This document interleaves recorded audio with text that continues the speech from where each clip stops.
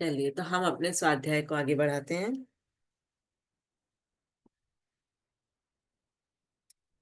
Doctor Joseph Murphy की book है आपके भीतर, आपके अवचेतन मन की शक्ति। तो हम ये इसका चैप्टर पढ़ रहे थे, आपके भीतर बहुत बड़ा खजाना है।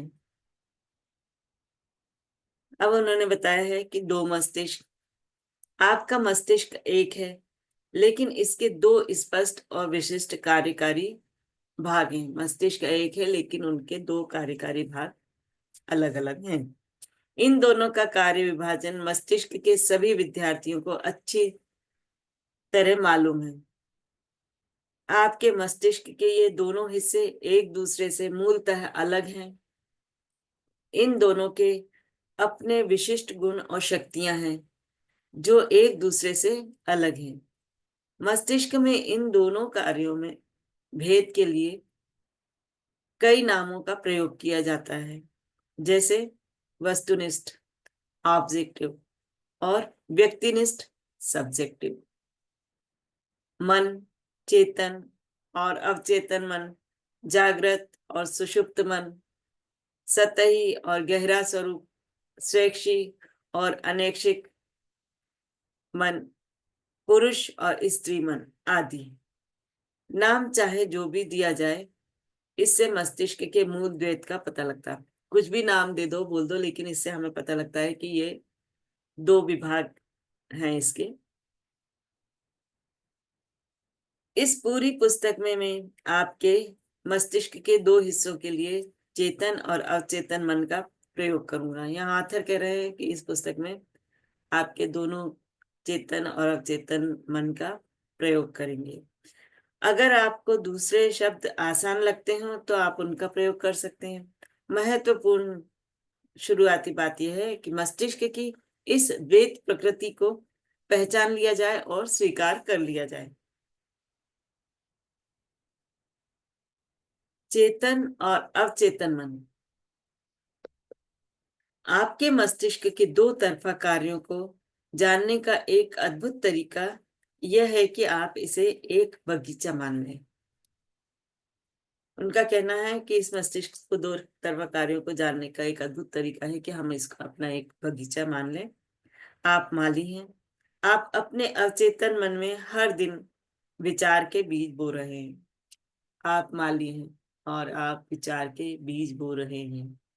ज्यादातर समय आपको यह एहसास ही नहीं होता है कि आप ऐसा कर रहे हैं, क्योंकि बीज आपकी आदतन सोच पर आधारित होते हैं।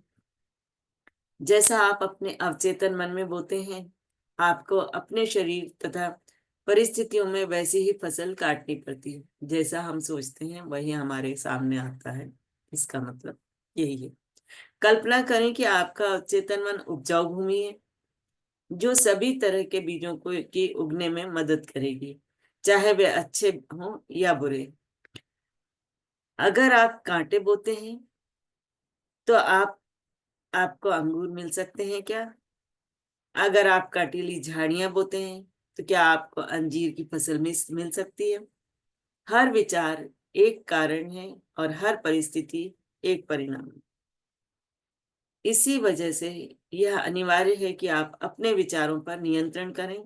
सिर्फ इसी तरह इच्छित परिस्थितियां मिल सकती हैं। अगर विचारों पर नियंत्रण करेंगे तभी हम जो चाहेंगे वही परिस्थितियां हमारे सामने आएंगी। इसी समय इसी समय शांति, खुशी, सही कर्म, सद्भावना और समृद्धि के विचारों के बीज बोना शुरू कर दें। शांति और विश्वास से इन चीजों के बारे में सोचें। अपने चेतन तार्किक मन में इन्हें पूरी तरह से स्वीकार करें। इन अद्भुत विचार बीजों को अपने मस्तिष्क के बगीचे में बोते रहें। आपको बहुत बढ़िया फसल मिलेगी। जब आपका मस्तिष्क सही तरीके से सोचता है, जब आप सच्चाई समझ लेते हैं, जब आपके अवचेतन मन तक पहुंचे विचार सृजनात्मक, सद्भावपूर्ण और शांतिपूर्ण होते हैं, तो आपके अवचेतन की जादुई कार्यकारी शक्ति प्रतिक्रिया करेगी। यह उस विचार के लिए आवश्यक परिस्थितियों और उचित माहौल का निर्माण कर देंगे। अपनी विचार प्रक्रियाओं को नियंत्रित करने के बाद आप किसी भी समस्या या मुश्किल में अपने अवचेतन मन की शक्तियों का प्रयोग कर सकते हैं। वास्तव में आप जानबूझकर हुए उस असीमित शक्ति और अटूट नियम के साथ सहयोग कर रहे हैं जो सभी चीजों पर लागू होते हैं। अपने चारों तरफ देखें। आप चाहे जहां रहते हो, आपकी सामाजिक स्थिति चाहे जैसी हो, आप देखेंगे कि अधिकांश लोग बाहर की दुनिया में जीते हैं। यह हम अपने आसपास देख सकते हैं कि अधिकतर लोग बाहर की दुनिया में जीते हैं। बहरहाल, आप ज्ञानी लोग अपने अंदर की दुनिया में जीते हैं। ज्यादातर लोग ज्ञानी लोग जो रहते हैं वो अपने अंदर की दुनिया में जीते हैं। उन्हें यह एहसास है, जो आपको भी होगा, कि अंदर की दुनिया से ही बाहर की दुनिया उत्पन्न होती है। आपके विचार, भावनाएं और सपने आपके अनुभव के जनक हैं। आंतरिक मन की एकमात्र रचनात्मक शक्ति है। बाह्य संसार में आपको जितनी भी चीजें मिलती हैं वे सभी आपने अपने अंदर के अंदरूनी संसार से उत्पन्न की हैं। बाहर जो भी कुछ हमें मिलता है वो सब पहले हम अंदर से उसे सोचते हैं, तब वो हमें बाहर दिखाई देता है। चाहे आपने यह काम सचेत रूप में किया हो या अचेत रूप में किया हो, मतलब जाने में किया हो या अनजाने में किया हो। जब आप अपने चेतन और अवचेतन मन की आपसी कार्यविधि के बारे में सच्चाई जान लेंगे तो अपने जीवन की काया पलट करने में कामयाब हो जाएंगे। अगर आप बाहरी स्थितियों को बदलना चाहते हैं तो आपको इनके कारणों को बदलना होगा। अधिकांश लोग परिस्थितियों और स्थितियों से संघर्ष करके उन्हें बदलने की कोशिश करते हैं। यह समय और मेहनत की भयंकर बर्बादी है। लोग अक्सर करके परिस्थितियों को ही बदलने की कोशिश करते हैं, जिससे उनका समय और मेहनत दोनों ही बेकार चली जाती है। वे ये नहीं देख पाते हैं कि ये स्थितियां और परिस्थितियां किसी कारण से उत्पन्न हुई हैं। अपने जीवन से मनमुटाव, दुविधा, कमी और सीमा को दूर करने के लिए आपको इसके मूल कारण को दूर करना होगा। कारण है वह तरीका जिससे आप अपने चेतन मन का प्रयोग करते हैं। वे विचार और तस्वीरें जो आप इसमें भरते हैं। कारण को बदलें, परिणाम अपने आप बदल जाएगा। यह इतना ही आसान है। अगर आप कारण को बदल देंगे तो परिणाम अपने यहाँ ही बदल जाएगा। हम सभी असीमित दौलत के अथाह समुद्र में रहते हैं।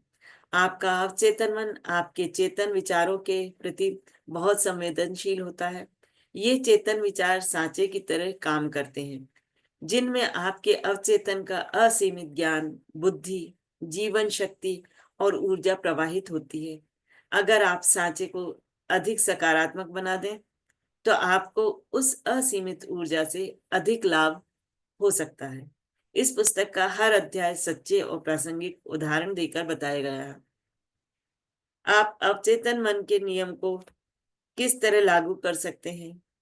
जब आप इन तकनीकों का प्रयोग करना सीख लेंगे तो आप गरीबी के बजाय अमीरी, अंधविश्वास और अज्ञानता के बजाय बुद्धिमानी, आंतरिक संघर्ष के बजाय शांति, असफलता के बजाय सफलता, दुख के बजाय खुशी, अंधकार के बदले प्रकाश, मतभेद के बदले सद्भाव, डर डर के बदले आत्मविश्वास तथा आस्था का अनुभव करेंगे।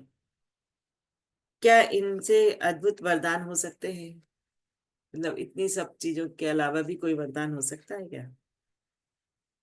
अधिकांश महान वैज्ञानिकों, कलाकारों, कवियों, गायकों, लेखकों और आविष्कारकों को चेतन तथा अवचेतन मन की कार्यविधि की गहरी समझ थी। इसी वजह से उन्हें अपने लक्ष्य हासिल करने की शक्ति मिली। एक बार महान ओपेरा गायक एनरिको के रूसो मंच पर जाने से घबरा रहे थे। जो गायक थे वो मंच पर जाने से घबरा रहे थे। डर के मारे उनके गले की मांसपेशियां ऐंठ गई थी। उनको इतना डर लग रहा था कि उनके गले की मांसपेशियां ऐंठ गई थी।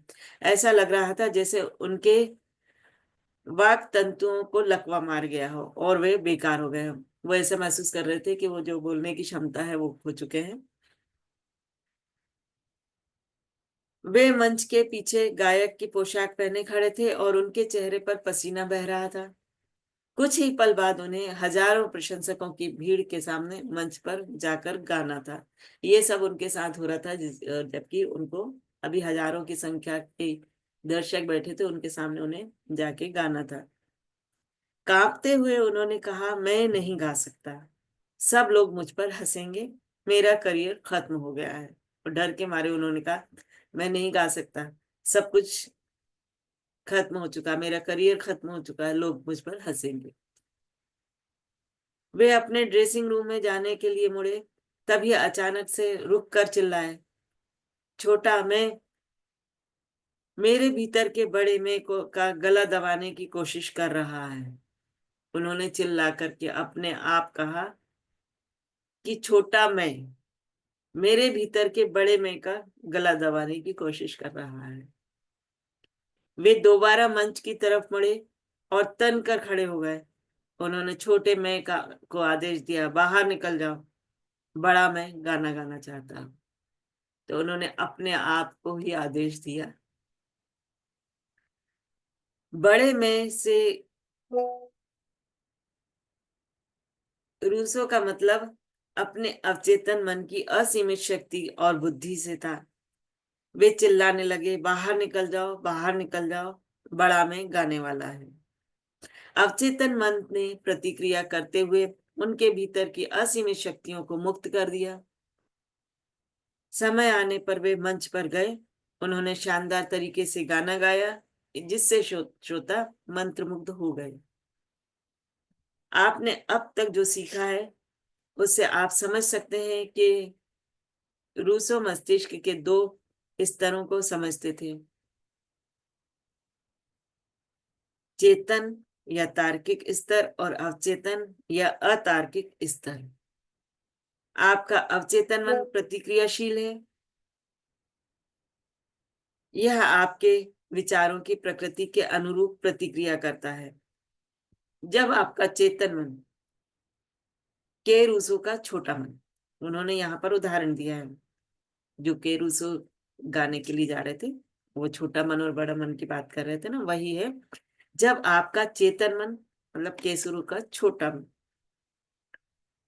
मन डर, चिंता और तनाव से भरा हुआ था, तो आपके अवचेतन मन मतलब बड़े में नकारात्मक भाव प्रवाहित होने लगे। जब चेतन मन में डर आया तो अवचेतन मन जो है उसके अंदर नकारात्मक भाव आने लग गए थे, प्रवाहित होने लगे थे। ये नकारात्मक भाव चेतन मन में दहशत, आशंका और निराशा भर देते हैं। जब आपके साथ ऐसा हो तो आप भी महान के रूसो के उदाहरण पर अमल कर सकते हैं। आप दृढ़ता और पूरे अधिकार से अपने अधिक गहरे मन में उत्पन्न अतार्किक भावों से कह सकते हैं, चुप रहो, शांत हो जाओ, मैं नियंत्रण में हूं, तुम्हें मेरे आदेश का पालन करना होगा, तुम मेरी आज्ञा का पालन करने के लिए विवश हो, तुम वहां दखल नहीं दे सकते जो तुम्हारा क्षेत्र नहीं है। जब आप अपने अधिक गहरे स्वरूप की अतार्किक भावनाओं से दृढ़ता और अधिकार से यह बोलेंगे तो परिणाम देखकर आप मंत्रमुग्ध हो जाएंगे। आपका मन शांति और सद्भाव से भर जाएगा। अवचेतन मन चेतन मन के अधीन रहता है, इसलिए इसे अवचेतन मन कहा जाता है। कार्य विधि का बड़ा अंतर। चेतन मन समुद्री जहाज का कप्तान है। वह जहाज को दिशा देता है, वह इंजन रूम के लोगों को आदेश देता है, तभी वे बायलर यंत्रों और बाकी उपकरणों को नियंत्रित करते हैं। उन्हें यह पता नहीं होता है कि वे कहाँ जा रहे हैं, वे तो सिर्फ कप्तान के आदेशों का पालन करते हैं।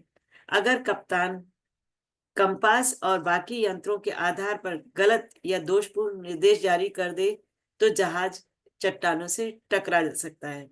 इंजन रूम के लोग कप्तान के आदेशों का पालन करने के लिए बाध्य हैं, क्योंकि वही बास है, चूंकि उसे यह पता होना चाहिए कि वह क्या कर रहा है। इसलिए इंजन रूम के लोग कप्तान से बाहर बहस नहीं करते या उलटकर कुछ भी नहीं कहते। वे तो बस चुपचाप उसके आदेशों का पालन करते हैं। कप्तान अपने जहाज का मालिक होता है और बाकी लोग उसके आदेशों का पालन करते हैं। इसी तरह आपका चेतन मन आपके जहाज का कप्तान और मालिक होता है। आपके शरीर, आपके परिवेश, आपसे जुड़े सभी मामलों का चेतन मन अपने विश्वास तथा अनुमानों के आधार पर आदेश देता है। आपका अवचेतन मन चुपचाप उन आदेशों का को मान लेता है। यह आदेश पर सवाल नहीं करता या यह नहीं पूछता कि वे किस आधार पर किए जा रहे हैं। अवचेतन मन केवल मानता है, चेतन मन कप्तान है, वही गाइड करता है, तो उसी अनुसार अवचेतन मन कार्य करता है।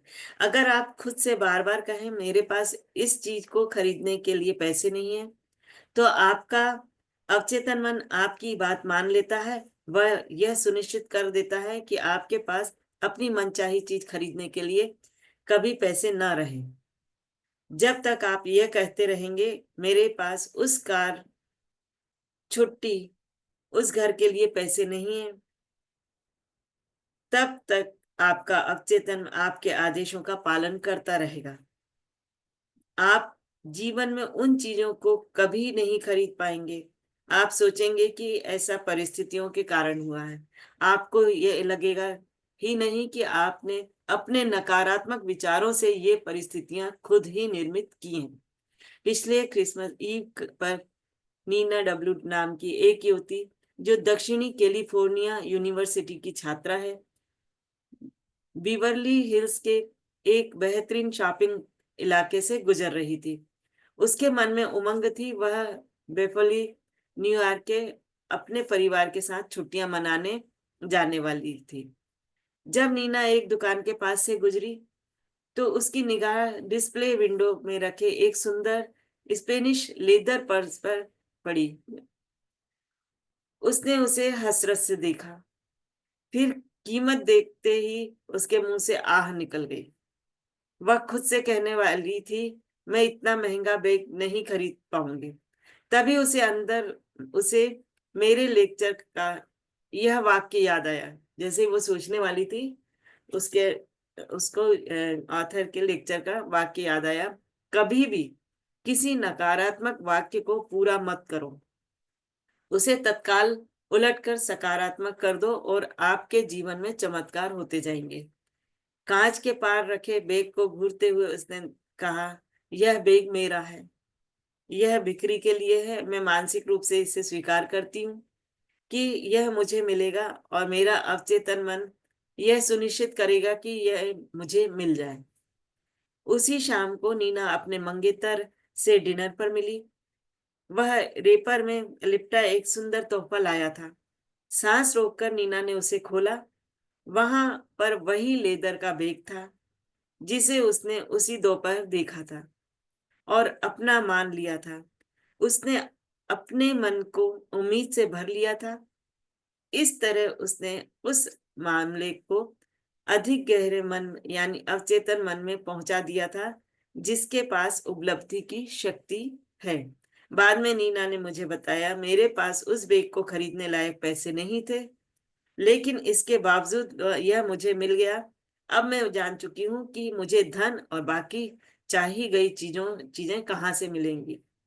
वे सब मुझे अपने भीतर के शाश्वत खजाने से ही मिलेंगी। तो हम अपने स्वाध्याय को यहीं विराम देते हैं। आगे का कल करेंगे या अगले सेशन में जब भी। तो किसी को अगर कुछ